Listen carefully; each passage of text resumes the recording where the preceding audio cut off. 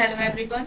आज की इस वीडियो में सोशियोलॉजी के इम्पोर्टेंट क्वेश्चंस के बारे में बात करने वाले हैं। इस वीडियो में टोटल 30 क्वेश्चंस रहने वाले हैं। ये वीडियो आपके पीजीडी एग्जाम के लिए इम्पोर्टेंट रहने वाली है। वीडियो स्टार्ट करने से पहले अगर आप चैनल पर नए हैं तो चैनल को सब्सक्राइब कर ले। चैनल का नाम है गोलू सक्सेस। अगर आप नेट जेआरएफ पीजीडी जीआईसी या फिर असिस्टेंट प्रोफेसर एग्जाम की तैयारी कर रहे हैं सोशियोलॉजी से, तो इस चैनल के साथ जुड़कर आप यहां से अपनी स्टडी को कंप्लीट कर सकते हैं। प्लेलिस्ट में उन सभी वीडियोस के फोल्डर्स मिल जाएंगे, आप वहां से उन वीडियोस को देख सकते हैं। तो चलिए स्टार्ट करते हैं। फर्स्ट क्वेश्चन है, वैचारिक निर्धारणवादी कौन है? वैचारिक निर्धारणवादी कौन है? ऑप्शन है कार्ल मार्क्स, मैक्स वेबर, ऑकन और स्पेंसर। बताइए यहाँ पर वैचारिक निर्धारणवादी में कौन आएगा?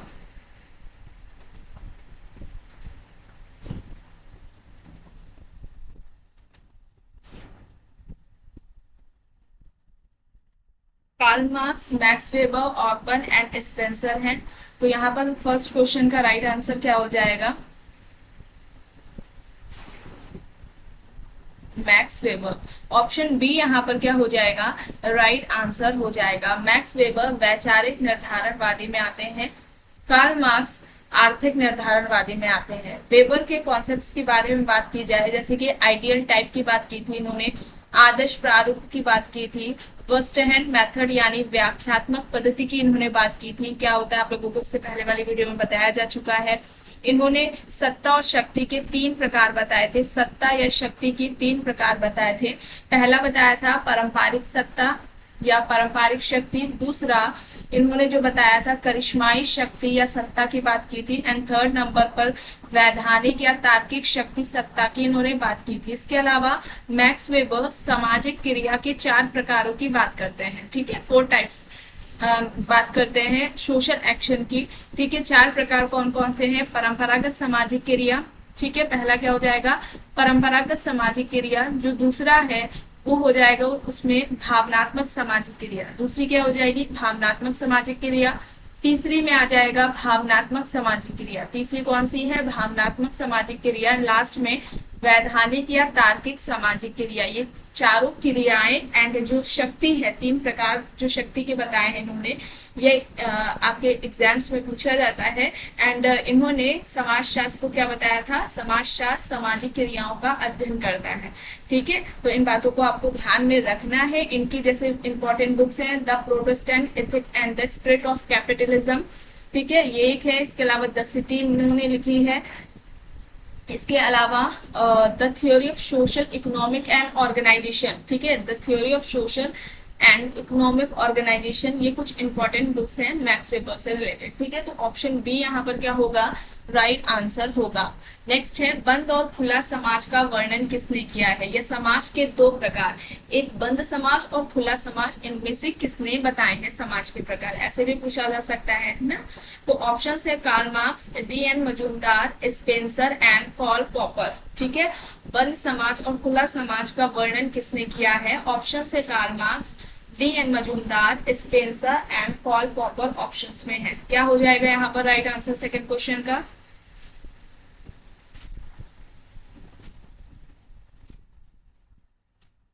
तो यहाँ पर राइट आंसर क्या हो जाएगा?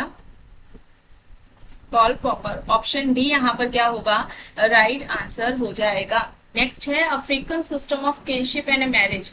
अब ये पुस्तक किसकी है? African system of kinship marriage, kinship and marriage. Option है Levi Strauss, Radcliffe Brown, Morgan or Briffault. बताइए, African system of kinship and marriage ये बुक किसकी है? Levi Strauss, Radcliffe Brown, Morgan Briffault options में है।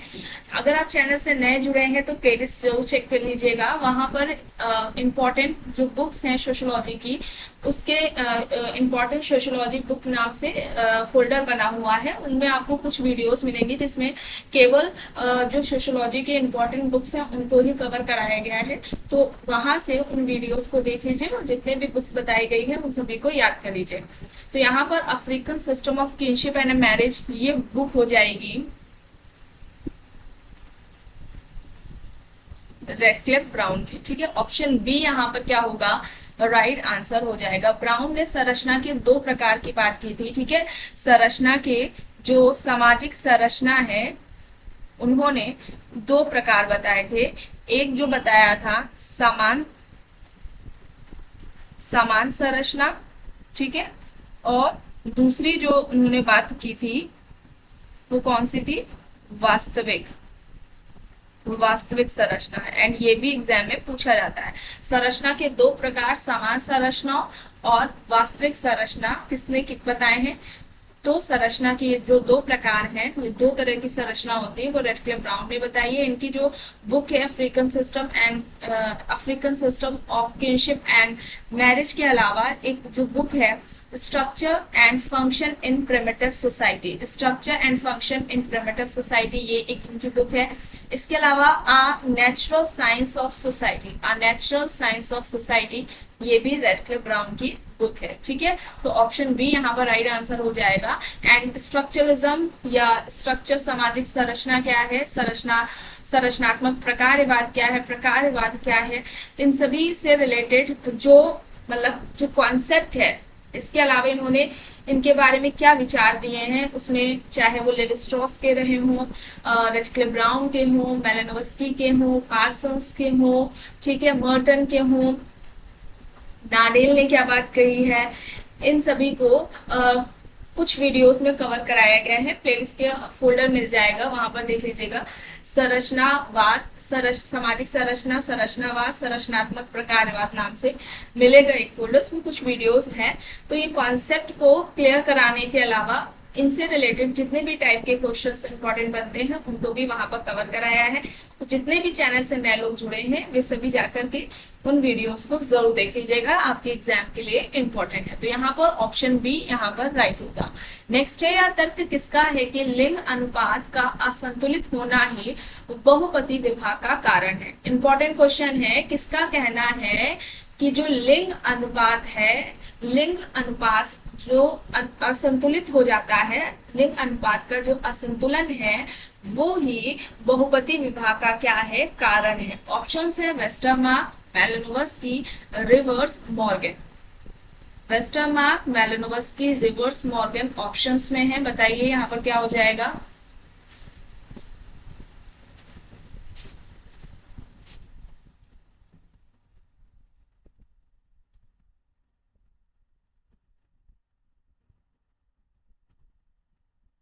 बताइए यहाँ पर क्या होगा।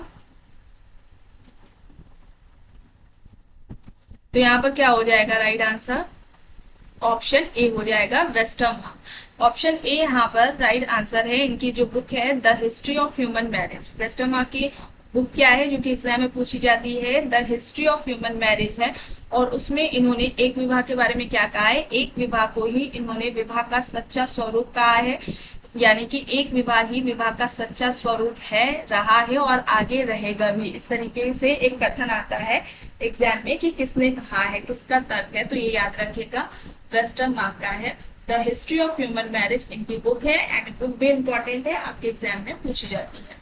नेक्स्ट है, किसने कहा है कि वह गृहस्थ समूह जो प्रारंभिक परिवार से बड़े होते हैं और जिनमें समानता दो या दो से अधिक एकाकी परिवार पाए जाते हैं। एकाकी परिवार मतलब न्यूक्लियर फैमिली, एकाकी परिवार पाए जाते हैं, संयुक्त या विस्तृत परिवार कहलाते हैं। अब किसका कहना है, ऑप्शंस है AD Ross, K M Kapadia, M N Srinivas, A R Desai. AD Ross, K M Kapadia, M N Srinivas, A R Desai options में है। गृहस्थ समूह जो कि प्रारंभिक परिवार से बड़े होते हैं, इनमें दो या दो से अधिक एकाकी परिवार रहते हैं, जो विस्तृत परिवार या फिर संयुक्त परिवार कहलाते हैं। विस्तृत परिवार क्या होता है आप लोगों को बताया जा चुका है। तो ये परिभाषा किसने दी है, संयुक्त परिवार या विस्तृत परिवार की ये परिभाषा इनमें से किसने दी है। तो यहाँ पर क्या हो जाएगा right answer, M N Srinivas. Option C यहाँ पर क्या होगा राइट आंसर हो जाएगा। एम एन श्रीनिवास का जब नाम आता है तो इनके जो दो इंपॉर्टेंट कॉन्सेप्ट हैं, दो महत्वपूर्ण अवधारणाएं हैं, जो कि है संस्कृतिकरण, संस्कृताइजेशन। सेकेंड नंबर पर जो इनकी अवधारणा है, कॉन्सेप्ट है डोमिनेंट कास्ट, जिसे प्रभुत्व जाति कहा जाता है। इन दोनों से ही रिलेटेड वीडियोस आपको प्लेलिस्ट के फोल्डर में मिल जाएंगी। नाम है फोल्डर का एम एन श्रीनिवास की अवधारणा। दो वीडियो हैं, अलग अलग हैं, ठीक है, कॉन्सेप्ट को अलग अलग बताया गया है उन वीडियोस में। एंड ये आपके एग्जाम के लिए मोस्ट इम्पॉर्टेंट है, इससे क्वेश्चन हर एग्जाम में पूछा ही जाता है। तो कॉन्सेप्ट आपको वहां से पता चल जाएगा क्या होता है एम एन श्रीनिवास। इसके अलावा अगर आप उन वीडियोस को देख लेंगे तो इस कॉन्सेप्ट से रिलेटेड जो भी क्वेश्चन होगा वो आपका मिस नहीं होगा, आप कर लेंगे, ठीक है। इसके अलावा जो इनकी बुक्स हैं, जैसे कि religion and society among the कुक्स of south India, religion society among the कुक्स of south India, and इस बुक में ही उन्होंने संस्कृतिकरण की अवधारणा दी है। उन वीडियोस में अच्छे से कॉन्सेप्ट को एक्सप्लेन किया गया है, बताया गया है।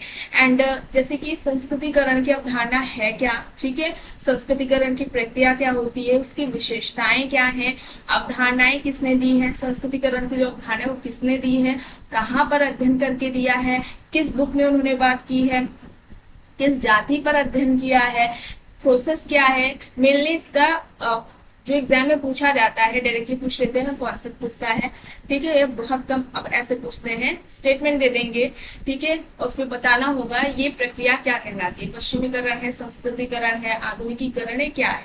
तो जब तक आपको पता नहीं होगा तब तक बता ही नहीं पाएंगे, ठीक है। तो वहां से जरूर देख लीजिएगा होता क्या है संस्कृतिकरण। जब कोई निम्न हिंदू जाति या जनजाति किसी उच्च या प्राय द्विज जाति के जो रीति रिवाज, कर्मकांड, जीवन पद्धतियां, जीवन शैली है, इन सभी का अनुकरण करती है, इस आशा के साथ कि उसके कुछ समय के बाद, 2-3 पीढ़ियों के बाद उनका जो पद क्रम में स्थान है वो बेहतर हो जाएगा।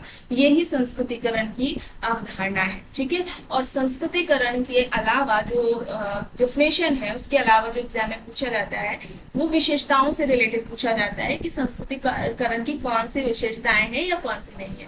मेन इसमें जो एक अंतर पूछा जाता है विशेषताओं में, या डायरेक्टली भी देख देते हैं, ज्यादातर विशेषताओं में या लक्षणों में पूछा गया है कि संस्कृतिकरण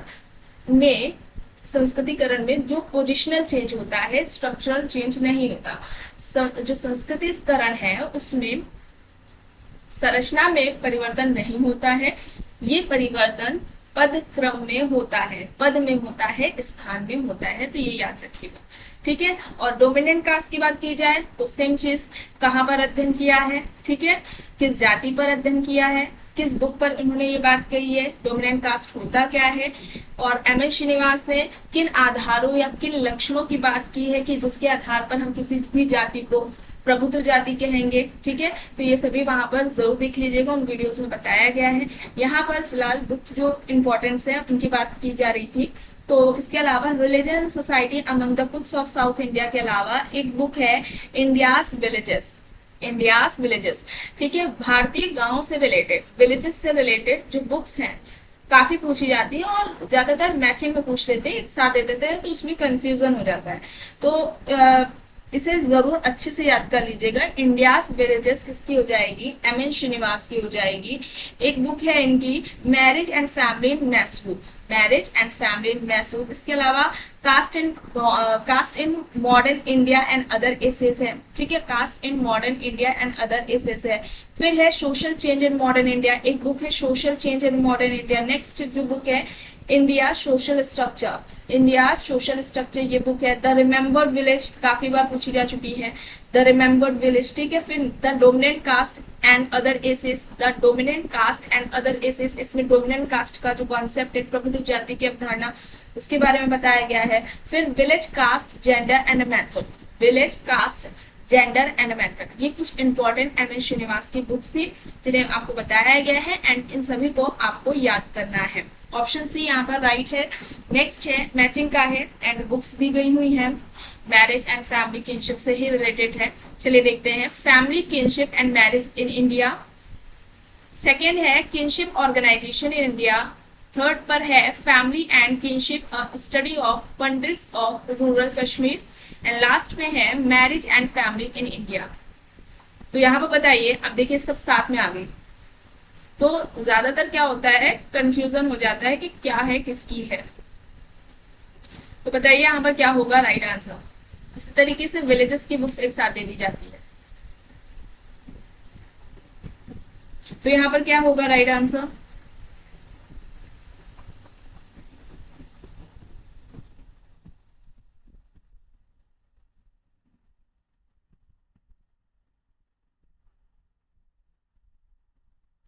तो यहाँ पर क्या हो जाएगा राइट आंसर?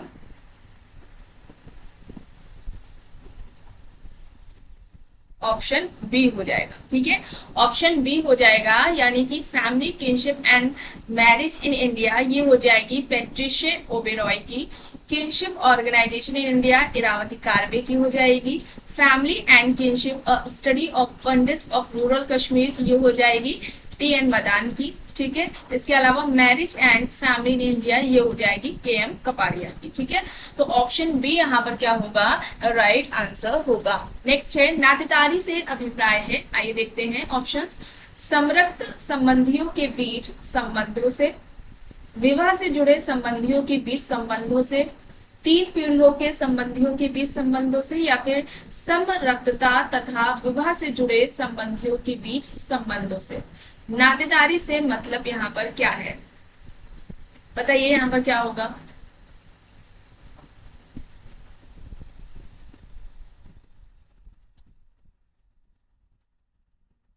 तो यहाँ पर क्या हो जाएगा?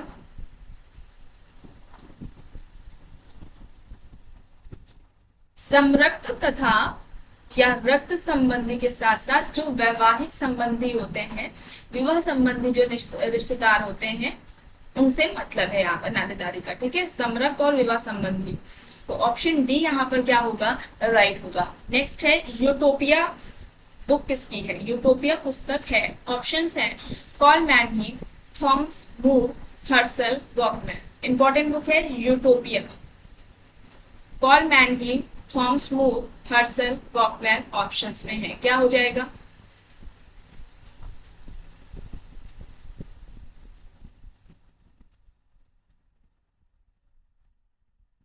तो यहाँ पर राइट आंसर क्या हो जाएगा? थॉमस मूर की है। ठीक है, ऑप्शन बी यहाँ पर क्या है? राइट आंसर है। नेक्स्ट है social background of Indian nationalism. अब ये बुक किसकी है? किसकी है पुस्तक? ऑप्शंस है AR. Desai, IP. Desai, GS. Ghurye, Adam Smith. Social background of Indian nationalism book किसकी है? AR. Desai, IP. Desai, GS. Ghurye, Adam Smith. बताइए।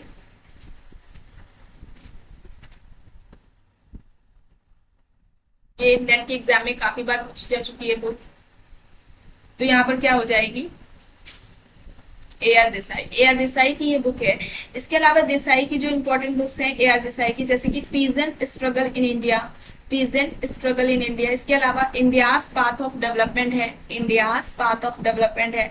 फिर एक बुक आती है rural Indian in transition, rural Indian in transition. फिर नेक्स्ट जो बुक है recent trends in Indian nationalism, recent trends in Indian nationalism. ठीक है, तो ये कुछ इंपॉर्टेंट बुक्स थी ए.आर. देसाई की। ऑप्शन ए यहाँ पर राइट है। नेक्स्ट है राइटिंग एंड डिफरेंस बुक किसकी है? बताइए। ऑप्शंस हैं Michael Foucault, Collins, Freud, Derrida. Derrida, Freud, Collins, Foucault options में है।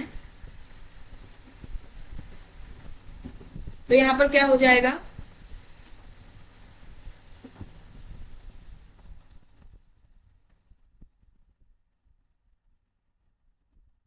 दैनिता हो जाएगा। दैनिता की बुक है और इनका एक कॉन्सेप्ट है, अवधारणा है विखंडनवाद।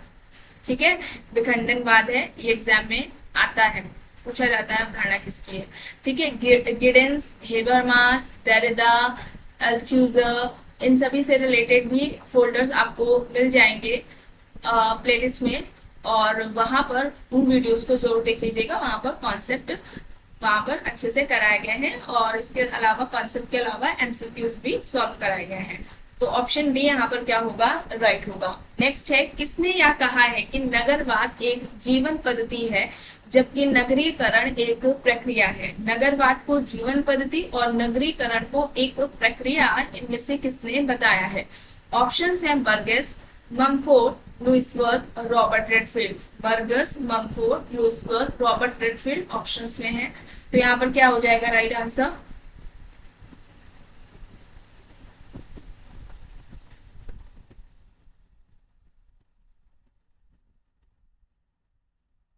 तो यहाँ पर राइट आंसर क्या हो जाएगा? किसका कहना है? लुइस वर्थ का कहना है।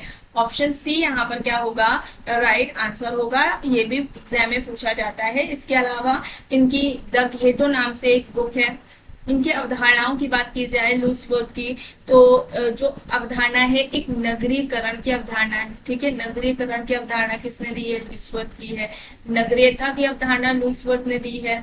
घेटो की अवधारणा भी दी है। घेटो के बारे में बताया जा चुका है, कमेंट में बताइएगा घेटो क्या है, किसे कहा जाता है। उपनगर की अवधारणा इन्होंने दी है। उपनगरीय क्षेत्र की अवधारणा दी है। ठीक है, उपनगर, उपनगरीय क्षेत्र, घेटो, नगरीयता और नगरीकरण, ये सारी अवधारणाएं, सारे जो कॉन्सेप्ट्स हैं वो लुईस वर्थ ने दिए हुए हैं। ऑप्शन सी यहाँ पर राइट होगा। नेक्स्ट है, अनुसूचित क्षेत्रों वाले हर राज्य के राज्यपाल को भारतीय संविधान के किस अनुसूची में आदिवासियों के हित में शक्तियां प्राप्त हैं।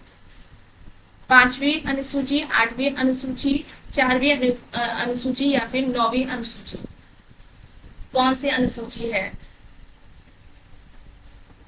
अनुसूचित क्षेत्रों वाले हर राज्य के जो राज्यपाल हैं उनको भारतीय संविधान में इनमें से कौन सी अनुसूची है जिसमें आदिवासियों यानी कि जनजातियों के हित से जुड़ी हुई जो शक्तियां हैं वो प्रदान की गई है राज्यपाल को, बताइए।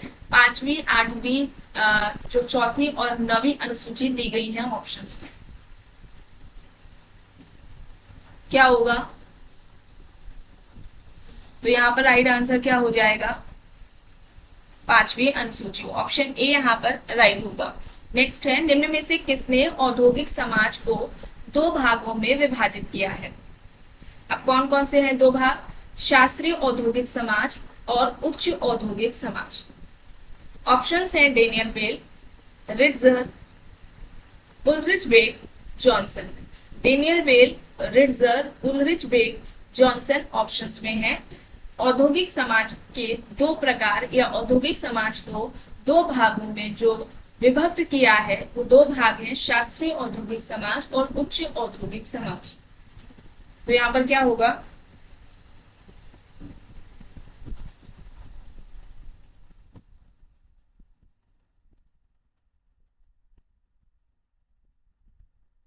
Ulrich bake. ठीक है, उलरिच बेक हो जाएगा। ऑप्शन सी यहाँ पर क्या है, राइट आंसर है। रिस्क सोसाइटी नाम से इनकी बुक है। ठीक है, रिस्क सोसाइटी, जोखिम समाज जिसे बोलते हैं हिंदी में, ये बुक किसकी है, उलरिच बेक की है एंड ये भी एग्जाम में पूछी जाती है। नेक्स्ट है, निम्न में से प्रत्यक्ष व अप्रत्यक्ष नियंत्रण की बात किसने की है। नियंत्रण के 2 प्रकार, प्रत्यक्ष नियंत्रण और अप्रत्यक्ष नियंत्रण की बात किसने की है। ऑप्शंस हैं MacIver and Page, Karl Mannheim, Gurvitch and Moore, Kimball Young. MacIver and Page, Karl Mannheim, Gurvitch and Moore, Kimball Young options में है। तो क्या हो जाएगा यहाँ पर राइट आंसर,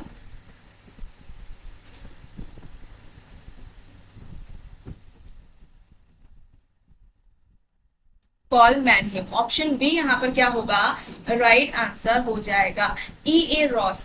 रॉस हैं, इन्होंने सबसे पहले सामाजिक नियंत्रण पर व्यवस्थित तरीके से बात की थी और इनकी जो बुक है का नाम भी सोशल कंट्रोल है। सामाजिक नियंत्रण, सोशल कंट्रोल बुक में सबसे पहले सामाजिक नियंत्रण की बात E.A. रॉस ने व्यवस्थित तरीके से की हुई थी। और क्या बताते हैं सामाजिक नियंत्रण के बारे में, कहते हैं कि जो सामाजिक नियंत्रण है वो ऐसी शक्तियां हैं जिसके द्वारा जो समुदाय है, कम्युनिटी है, वो व्यक्ति को अपने अनुरूप बनाता है। ठीक है, सामाजिक नियंत्रण कैसी शक्तियां हैं, ऐसी शक्तियां हैं सामाजिक नियंत्रण जिसके द्वारा जो समुदाय है या समाज है वो अपने व्यक्तियों को, वो समाज के जो व्यक्ति हैं या जो समाज के सदस्य हैं उनको अपने अनुरूप बनाता है। ये परिभाषा इंपॉर्टेंट है, पूछी जा सकती है किसने कही है या किसने दी है सामाजिक नियंत्रण से संबंधित, तो रॉस ने कही है।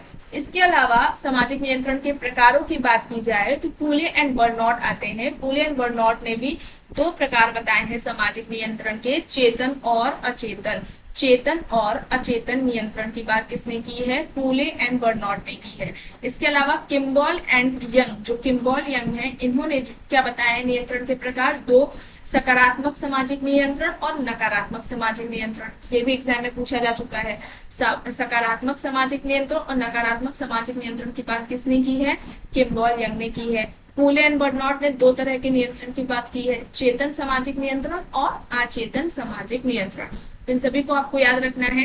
एंड प्लेलिस्ट के फोल्डर में सोशल कंट्रोल नाम से भी एक फोल्डर मिलेगा आपको, वहां पर भी कुछ वीडियोस हैं सोशल कंट्रोल से रिलेटेड। आई थिंक 2 वीडियोस हैं जिनमें जो कॉन्सेप्ट है इनसे रिलेटेड जो एमसीक्यूज हैं इंपॉर्टेंट, उनको कवर कराया गया है, तो उन्हें भी जरूर देखिएगा। ऑप्शन बी यहाँ पर राइट है। नेक्स्ट है, किसका तर्क है कि कानून समाज द्वारा लगाया गया सामाजिक नियंत्रण का सबसे विशिष्ट एवं पूर्ण साधन है? जो कानून है वो समाज के द्वारा लगाया गया सामाजिक नियंत्रण का सबसे विशिष्ट एवं पूर्ण साधन है। ऑप्शन है Bottomore, Britt, Ross, Kingsley Davis. Bottomore, Britt, Ross, Kingsley Davis options में है। क्या हो जाएगा यहाँ पर right answer?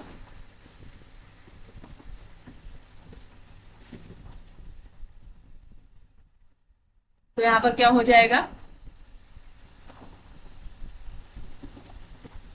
Ross. Option C यहाँ पर क्या होगा? राइट आंसर होगा। नेक्स्ट है, निम्न में से किसने सामाजिक परिवर्तन में चमत्कारिक नेतृत्व की भूमिका पर जोर दिया है? किसने सामाजिक परिवर्तन में चमत्कारिक नेतृत्व की भूमिका पर जोर दिया है? ऑप्शंस हैं Habermas, Max Weber, Gramsci, Karl Marx. क्या होगा? Habermas, Max Weber, Gramsci, Karl Marx options में है। सामाजिक परिवर्तन में चमत्कारिक नेतृत्व की भूमिका पर इनमें से किसने जोर दिया है, किसने बात की है? सामाजिक परिवर्तन में चमत्कारिक नेतृत्व की बात इनमें से किसने की है? Habermas, Max Weber, Gramsci, Karl Marx options में है। तो यहाँ पर क्या हो जाएगा राइट आंसर? Max weber. ठीक है, ऑप्शन बी यहाँ पर राइट आंसर है। अभी इससे पहले क्वेश्चन था, वहां पर आप लोगों को बताया गया था कि मैक्स वेबर ने 3 तरह की शक्ति या प्रभुत्व की बात की है। परंपरागत शक्ति, दूसरी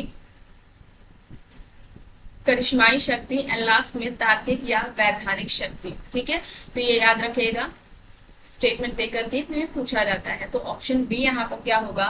राइट आंसर हो जाएगा। नेक्स्ट है, इनमें से किसे जॉनसन ने सामाजिक स्त्रीकरण की इकाई माना है? Social stratification.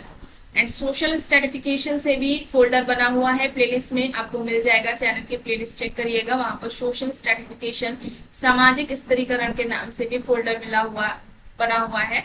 एंड उनमें कुछ वीडियोस हैं इनसे रिलेटेड, कॉन्सेप्ट से सोशल स्ट्रैटिफिकेशन होता क्या है और किसने किस आधार की बात की है, वहां पर इससे रिलेटेड जो भी क्वेश्चन है जितने भी हैं उनको कवर कराया गया है।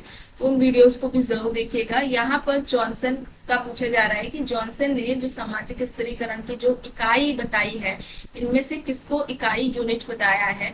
विवाह, जाति, वर्ग, परिवार ऑप्शंस में है। इंपॉर्टेंट क्वेश्चन, विवाह, जाति, वर्ग, परिवार।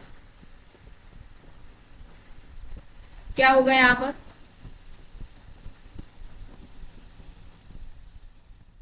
तो यहाँ पर क्या होगा? परिवार। ऑप्शन डी यहाँ पर राइट आंसर हो जाएगा। परिवार को सामाजिक स्त्रीकरण की इकाई माना है जॉनसन ने। एंड जॉनसन का जो सोशलाइजेशन के बारे में जो इन्होंने कहा है, सामाजिकरण की जो परिभाषा दी है वो इम्पोर्टेंट है काफी।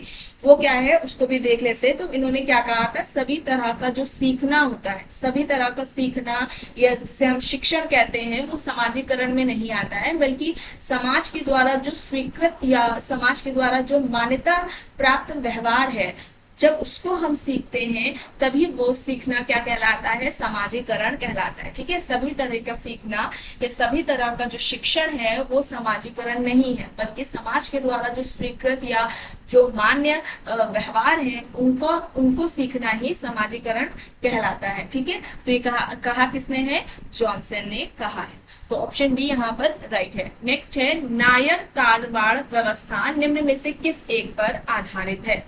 नायर तारवाड़ व्यवस्था निम्न में से किस एक पर आधारित है? ऑप्शंस है नव स्थानिक आवास प्रतिरूप, पति स्थानिक आवास प्रतिरूप, मूल स्थानिक आवास प्रतिरूप, पत्नी स्थानिक आवास प्रतिरूप। क्या हो जाएगा?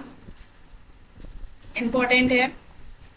नव स्थानिक आवास प्रतिरूप, पति स्थानिक आवास प्रतिरूप, मूल स्थानिक आवास प्रतिरूप या फिर पत्नी स्थानिक आवास प्रतिरूप। क्या हो जाएगा?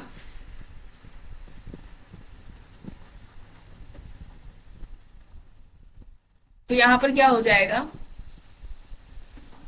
मूल स्थानिक आवास प्रतिरूप। ऑप्शन सी यहाँ पर राइट आंसर है। केरल में जो नायर है, नायर जनजाति है, वहां पर ये देखने को मिलता है। अब इसमें मूल स्थानिक आवास क्या है? परिवार का मूल स्थानिक आवास, इसमें जो नव विवाहित जोड़ा होता है, जिनकी नई नई शादी होती है, वो उसमें क्या होता है, जो लड़का होता है वो जो दुल्हन है, जो उसकी वाइफ है, अभी नई नई शादी हुई है, तो उनके साथ अपने पिता के घर में नहीं रहता है। दोनों ही, यानी कि जो लड़का है वो अपने पिता के घर में रहता है और जो लड़की है वो अपनी माता के घर में जाकर रहती है। ठीक है, ये दोनों एक दूसरे के साथ एक साथ नहीं रहते हैं, अलग अलग रहते हैं, अपने मूल स्थान पर रहते हैं, तो उसको ही ये कहा जाता है। ठीक है, तो ऑप्शन सी यहाँ पर क्या है? राइट आंसर है। केरल के नायर जनजातियों में देखने को मिलता है। नेक्स्ट है, मुस्लिम विवाह है एक पवित्र संस्कार, संविदा, धार्मिक बंधन या फिर उपरोक्त में से कोई नहीं। ये एग्जाम में आपके पूछा जा चुका है। मुस्लिम विवाह इनमें से क्या है? पवित्र संस्कार है, संविदा है, धार्मिक बंधन है या फिर उपरोक्त में से कोई नहीं। इनमें से कोई नहीं। तो यहाँ पर क्या हो जाएगा? मुस्लिम में विवाह क्या होता है? एक संविदा है, समझौता है। ऑप्शन बी यहाँ पर राइट है। नेक्स्ट है, सामाजिक रूप से परिभाषित वैवाहिक संबंध को संबोधित किया जाता है। समरक्तीय रिश्तेदारी, विवाहजन रिश्तेदारी, प्राथमिक रिश्तेदारी या फिर द्वितीयक रिश्तेदारी। सामाजिक रूप से परिभाषित वैवाहिक संबंध को इनमें से क्या संबोधित किया जाता है, क्या कहा जाता है? समरक्तीय रिश्तेदारी, विभाजन रिश्तेदारी, प्राथमिक रिश्तेदारी या फिर द्वितीयक रिश्तेदारी। क्या हो जाएगा?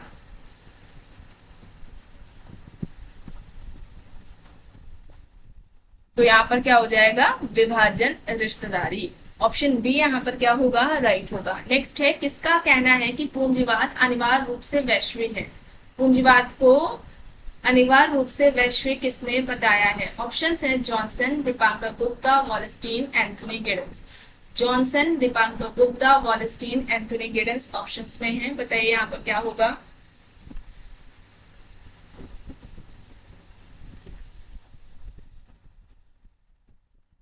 क्या है यहाँ पर?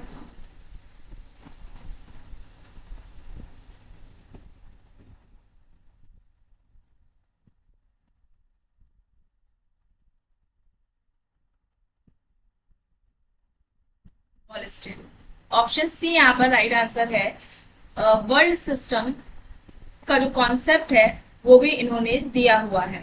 विश्व व्यवस्था का सिद्धांत, वर्ल्ड सिस्टम, ये जो कॉन्सेप्ट है वो भी वॉलस्टीन का है। ये अवधारणा भी इनकी है। और इनकी जो एक बुक है हिस्टोरिकल कैपिटलिज्म, बुक का नाम क्या है? हिस्टोरिकल कैपिटलिज्म है बुक का नाम, वॉलस्टीन की है। वर्ल्ड सिस्टम जो कॉन्सेप्ट है, अवधारणा है, वो वॉलस्टीन ने दिया हुआ है। तो ऑप्शन सी यहाँ पर राइट है। नेक्स्ट है, ऑस्कर लेविस ने भारत में अंतरजातीय संबंधों का विश्लेषण किस परिप्रेक्ष्य में किया है? इंपॉर्टेंट क्वेश्चन है। ऑस्कर लेविस ने भारत में अंतरजातीय संबंधों का विश्लेषण किस परिप्रेक्ष्य में किया है? विवाह संबंध, सहभोजीय संबंध, सामाजिक संबंध या फिर जजमानी संबंध। क्या हो जाएगा? विवाह संबंध, सहभोजीय संबंध, सामाजिक संबंध या फिर जजमानी संबंध। क्या होगा? तो यहाँ पर क्या हो जाएगा राइट आंसर? जजमानीय संबंध। ऑप्शन डी यहाँ पर राइट आंसर हो जाएगा। प्लेलिस्ट में आप चेक करिएगा, गोल टू सक्सेस नाम से, गोल टू सक्सेस जजमानी व्यवस्था, विलियम वाइजर। ठीक है, तो एक वीडियो आपको मिलेगी विलियम वाइजर की जो जजमानी व्यवस्था है उसके बारे में। एंड उसी वीडियो में ही ऑस्कर लेविस ने क्या बात की है जजमानी व्यवस्था की, उसके बारे में भी बताया गया है। तो यहाँ पर जो जजमानी व्यवस्था है ऑप्शन डी यहाँ पर राइट आंसर है। एंड ऑस्कर लेविस गरीबी की संस्कृति इन्होंने अवधारणा दी हुई है लेविस ने। और लेविस ने जनजातीय समाज, जो जनजातीय व्यवस्था है उसके, सॉरी जजमानी जो व्यवस्था है, जजमानी व्यवस्था जिसे जजमानी सिस्टम बोला जाता है, तो इसके बारे में इन्होंने क्या कहा, इसको एक शोषण संस्था बताया है। जजमानी व्यवस्था क्या है, एक शोषण संस्था है। और इन्होंने कहा है कि इसमें जो उच्च जातियां होती हैं वो निम्न जातियों का शोषण करती हैं। ठीक है, उच्च जातियां निम्न जातियों का क्या करती है, शोषण करती। तो जजमानी व्यवस्था कैसी है, शोषणकारी संस्था है। एंड ऐसे करके पूछा जा सकता है, तो इम्पोर्टेंट है, याद रखिएगा। और जजमानी व्यवस्था को प्रकार्यात्मक संस्था किसने बताया है, तो विलियम वाइजर ने बताया। विलियम वाइजर ने ही सबसे पहले जजमानी व्यवस्था का अध्ययन किया था। एंड क्या होती है जजमानी व्यवस्था की विशेषताएं क्या है, किसको कमीन कहा जाता है, किसको जजमान कहा जाता है, कौन सी जातियां होती हैं जो केवल जो सेवाएं होती हैं वो लेती हैं पर देती नहीं है, एंड कौन सी जातियां ऐसी होती हैं जो लेती नहीं है पर दे देती हैं। ठीक है, तो ये याद रखिएगा। किस बुक में इन्होंने दिया है, जजमानी व्यवस्था की बात की है। इसके अलावा कहाँ पर अध्ययन किया है, ये पूछा जाता है। और उस वीडियो को जरूर देख लीजिएगा अगर आपने नहीं देखा है तो। ठीक है, तो ऑप्शन डी यहाँ पर क्या होगा, जजमानी संबंध राइट आंसर हो जाएगा। नेक्स्ट है, सामाजिक आदर्श नियमों का सामुदायिक प्रतिमान तथा संघात्मक प्रतिमान में वर्गीकरण किसने दिया है। सामाजिक आदर्श नियमों का सामुदायिक प्रतिमान तथा संघात्मक प्रतिमान में जो वर्गीकरण है वो किसने दिया है। ऑप्शन है Kingsley Davis, Robert Bierstedt, Woods Johnson. Kingsley Davis, Robert Bierstedt, Woods Johnson options में है। क्या हो जाएगा यहाँ पर राइट आंसर,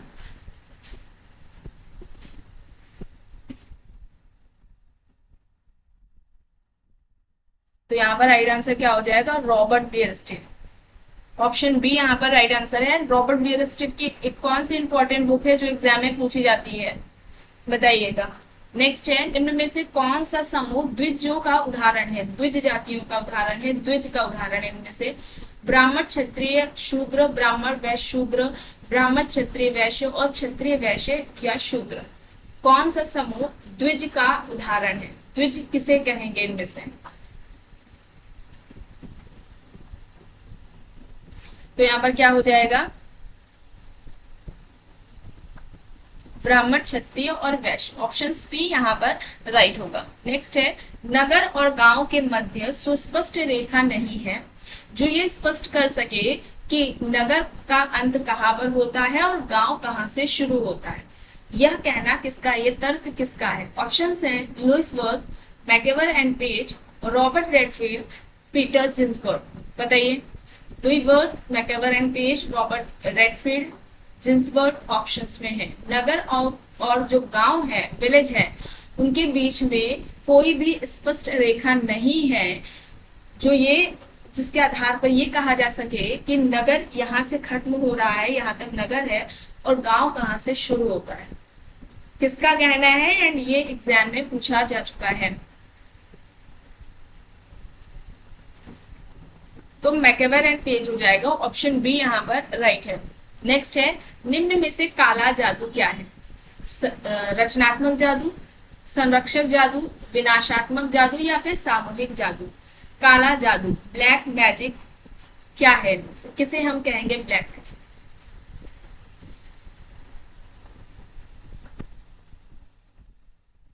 तो क्या हो जाएगा, विनाशात्मक जादू। ऑप्शन सी यहाँ पर राइट आंसर हो जाएगा।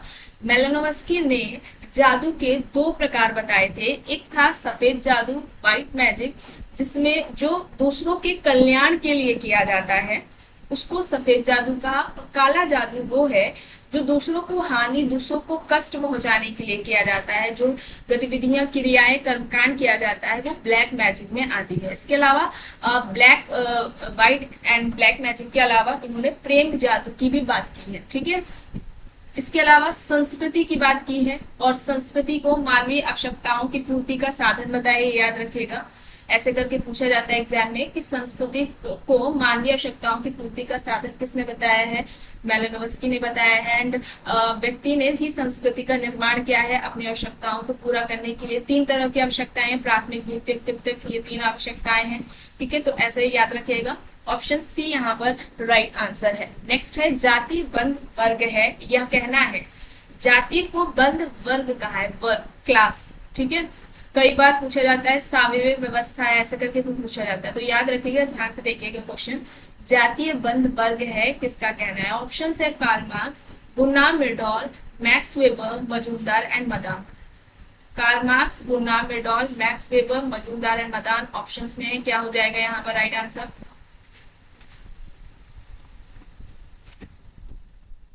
जाति बंध वर्ग है, एंड ये कहना किसका है? डी.एन. मजूमदार। ऑप्शन डी यहाँ पर राइट है। नेक्स्ट है किनशिप एंड मैरिज बुक किसके है? किनशिप एंड मैरिज जो बुक है उसके लेखक कौन है, किसने लिखी है? ऑप्शन है जी.एस. बुरिए, टी.एन. मदान और Robin Fox Levi Strauss. GS. Ghurye, TN. Madan, Robin Fox, Levi Strauss options में क्या हो जाएगा?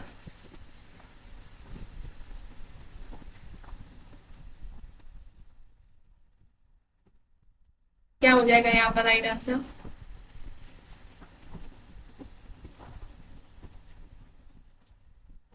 Robin Fox. ऑप्शन सी यहाँ पर क्या होगा? राइट आंसर हो जाएगा। नेक्स्ट है किसी भूमिका के बिना पद नहीं और बिना पद के भूमिका नहीं होती है, यह कथन है। ऑप्शन है Kingsley Davis, R Linton, Ralph Linton, GH. Mead, RK. Merton. बताइए। Kingsley Davis, Linton, Mead, George Herbert Mead, RK. Merton options में है। भूमिका के बिना या किसी भूमिका के बिना पद नहीं और बिना पद के भूमिका नहीं होती, किसका तर्क है, किसका कहना है? क्या होगा यहाँ पर right answer? Ralph Linton. Option B यहाँ पर राइट आंसर है। द स्टडी ऑफ मैन, ये इनकी बुक है लिंडन की, एंड लिंडन ने स्टेटस एंड रोल के बारे में सबसे पहले व्यवस्थित तरीके से बात की थी। एंड स्टेटस के दो प्रकार बताए थे, प्रस्तुति के दो प्रकार बताए थे, एक प्रदत्त प्रस्तुति और अर्जित प्रस्तुति। जो प्रदत्त प्रस्तुति उसमें क्या होता है कि जो व्यक्ति है वो व्यक्ति को जन्म से ही प्राप्त हो जाती है, जैसे कि जाति, जो लिंग है वो जन्म से मिल रहा है व्यक्ति को। इसके अलावा जो अर्जित प्रस्तुति होती है, अर्जित प्रस्तुति जिसे व्यक्ति अपनी योग्यता के अनुसार प्राप्त करता है, अपनी योग्यता, कुशलता, जो कौशल है उसके अनुसार जो प्राप्त करता है, उसको अर्जित प्रस्तुति के अंतर्गत रखा जाता है। तो ऑप्शन बी यहाँ पर क्या हो जाएगा? राइट आंसर हो जाएगा। नेक्स्ट है एंड लास्ट क्वेश्चन है new technology and the works response. अभी बुक किसकी है? New technology and the works response के ये जो बुक है उसके लेखक कौन है, किसने लिखी है? ऑप्शंस है Yogendra Singh, D Harvey, A K Bagchi, Victor S D'Souza. Yogendra Singh, D Harvey, A K Bagchi, Victor S D'Souza options में है। तो क्या हो जाएगा यहाँ पर राइट आंसर?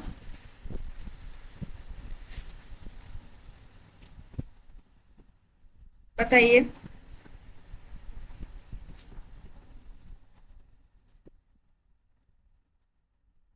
तो यहाँ पर राइट आंसर क्या होगा?